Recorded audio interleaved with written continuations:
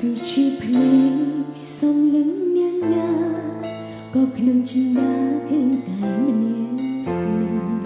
ឧស្សាហ៍គេយ៉ាងក៏នៅតែព្រឹងលាក់ទុកម្នាក់ឯងទាំងខ្លួនថាឈុំមិនដល់ក៏ត្រូវប្រាប់ខ្យល់ពីទុំចំ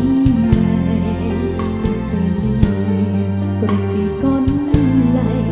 តែប្រាប់ខ្លួនឯងថាត្រូវកាត់ចិត្ត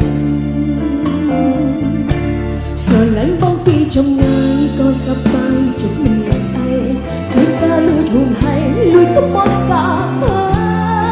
ដូចជាអ្នកស្គាល់គ្នាមិនចិត្តដិត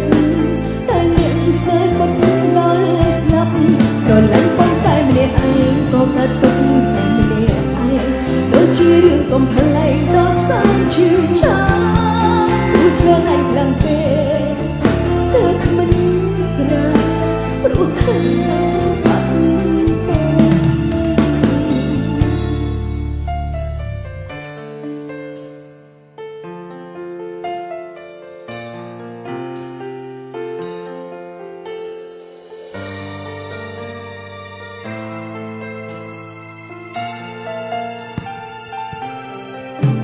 ជាភ្នែ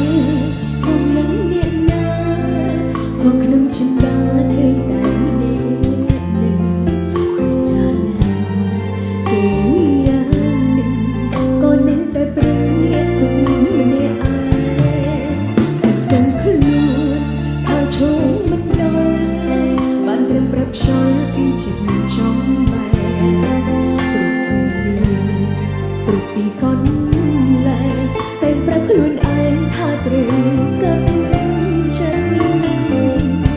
ស្រឡាញ់បងពីចម្ងាយក៏សប្បាយចិត្តម្នាក់ឯងជួយការលួចហួងហែងលួចក៏មកកាបើ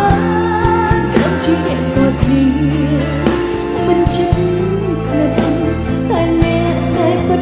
ដល់ស្លាប់ស្រឡាញ់បងតែម្នាក់ឯងក៏កាត់ទុកតែម្នាក់ឯង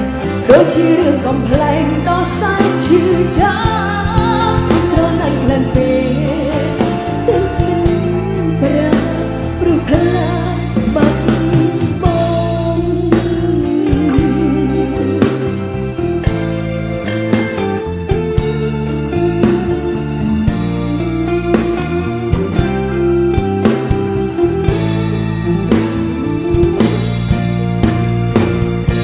ស្រឡាញ់បងពីចម្ងាយក៏សប្បាយ